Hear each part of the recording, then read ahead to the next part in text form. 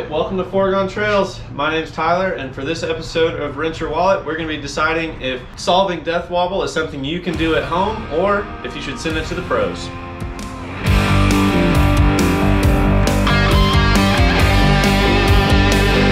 Okay, welcome back. I know you're probably thinking, wow, what a good looking guy. He seems oddly familiar. And that's probably because if you remember a few episodes back, Cola Lifts, this is the older, more seasoned, improved version.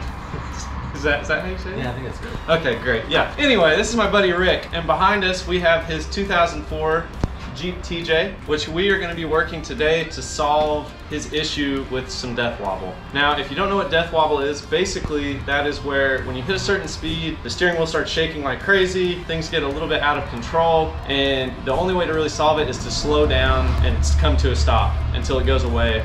And so what we need to do is figure out what's causing it and see if it's something that we can solve or if it's something Rick should have just sent to the shop. All right, let's dive in.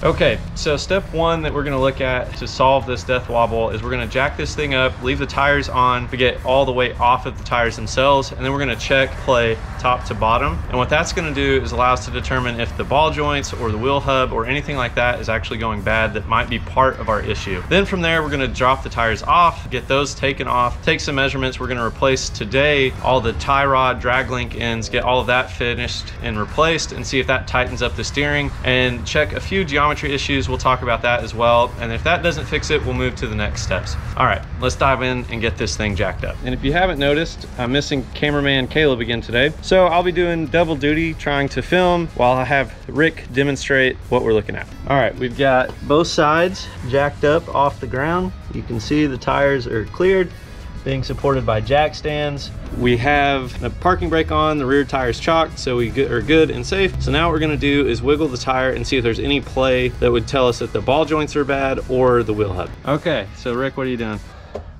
Checking this tire for air. Okay. So what we're doing right now is we're wiggling the top and the bottom to see if there would be any vertical play. So do it one more time, Rick. And you can see here as we pull and push on the top and bottom of the tire, it's not wiggling back and forth. So that means that his hubs and his ball joints should be good. So now we're gonna move on and replace the steering components. Lower control arms and lower control arm bushings, upper control arm and upper control arm bushings, tie rod,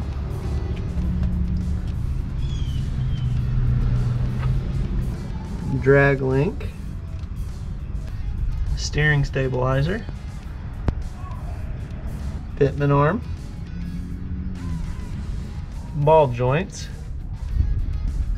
Now that we know that the wheel hubs are in great shape, that the ball joints are looking good, it's time to move on and look at the other components. First, we're gonna look at the tie rod, make sure that the tie rod's not bent. We're also gonna look at the tie rod ends, make sure that those are in good shape. Then we're gonna move on to the drag link, make sure that those are in good shape, that those ends look good. After inspecting this TJ, I know that those are not in good shape, and that's more than likely the culprit of our death wobble. However, if you're really looking to diagnose it, you want to also look at your upper and lower control arm bushings, make sure those are in good shape. You want to make sure your alignment is true. And then lastly, if you have a lifted Jeep, something that I've run into issues with in the past when it comes to death wobble is making sure that your track bar and your drag link are both the same angle and the same length. Without further ado, let's dive into finishing replacing all the components needed to on this TJ and solve our death wobble issue. So since we know that the ball joints and the hub's good, Rick's gonna go ahead and get both tires off.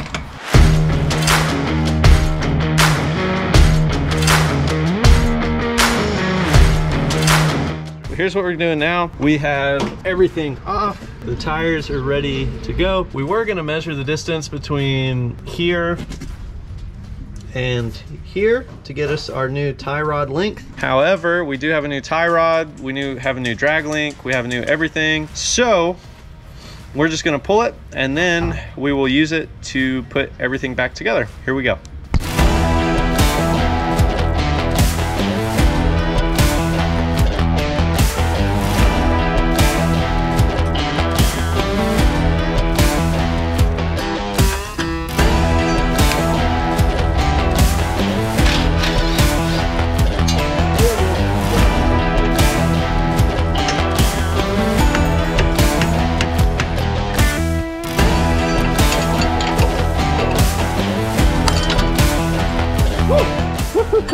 So now everything's out.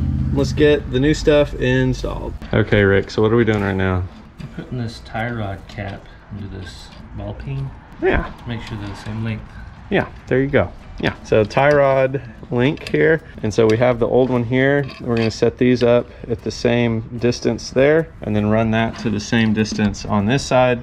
So that way, when we go to do our alignment, it should be right really close to where it should be. Okay, so the other thing I want to show you guys is I actually have this tie rod left over from the Krusty build and one of the iterations of steering with it. So if you want, just watch that video. But what you can see is this is actually way thicker than this original one. So this is 1.25 inch, 120 wall, really thick, heavy duty tie rod. Should be very durable. It's just going on a stock Jeep, but an upgrade's always nice when you've got it. And I had it left over, so we're going to use it. And then you can see the smaller, thinner diameter, weaker walled here. So this will really beef up the steering quite a bit. So what are we doing right now? Measuring tip to toe, center of this guy, the center of this guy. Okay, and this is your drag link. And the drag link. Okay, so yep, so that one, that puts us right at about 36.5. The important part for us to make sure that we measure this particular piece is what's going to make sure that the steering wheel is centered when we put it all back together and do the alignment. So Rick, what did you just ask me? I said, what's wrong with my parts? And what's wrong with this? Yeah, I mean, look at that. That's pretty slick, pretty Why good. can't we right? use my old parts? Yeah, so show everybody what's wrong. Okay. This thing's got the wiggles. So it moves really easily. And then this one, the new one, can't really move it by hand. So there it is. And right now what we're doing is this is the adjustment collar for the drag link. So we're getting this pulled apart so that we can get it reinstalled in the nice new shiny pieces. That's not good.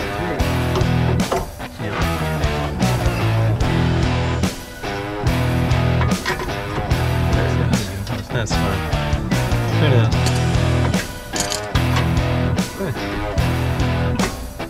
Then that gets tightened up. All right, so now we're good, man. These are called crownies. Right?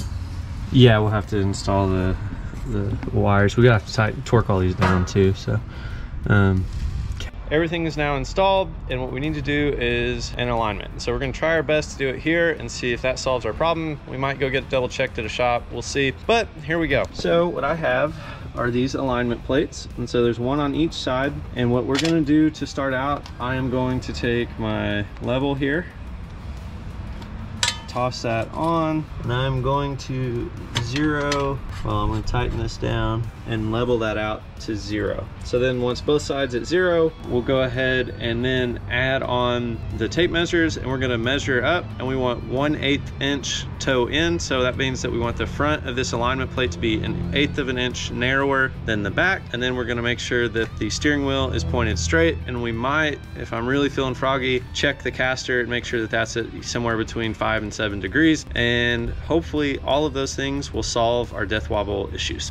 All right, so where we're at right now, I have adjusted the toe, and the way I did that, I was too busy, distracted, wasn't able to film. But here's what you do. You loosen up this tie rod here, and as you twist it, this tie rod right here, and as we twist it one way, it's going to pull the front of the axle closer or further apart. And so after that adjustment, we have now reached where we are at 63 in the front and 63 and 1/8 in the back. So the front is 1/8 of an inch closer than the back, which is exactly what we want for the toe. With that, we're gonna go ahead and torque and tighten down all of the jam nuts, put in the cotter pins, put the tires back on, and we should be good to go. I might check caster as well while we're at it. We'll see. I'm not feeling super confident about that. Don't know if I want to take the time to mess with it. It should still be good, I would think, but if not, we might just take it to get a professional alignment. All right, let's go.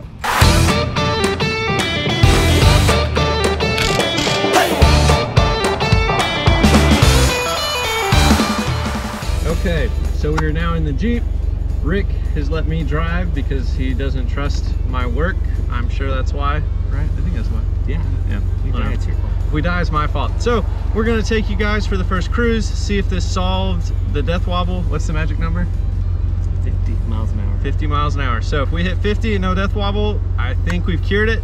If not, we'll continue to go through the checklist until we do solve what the issue is.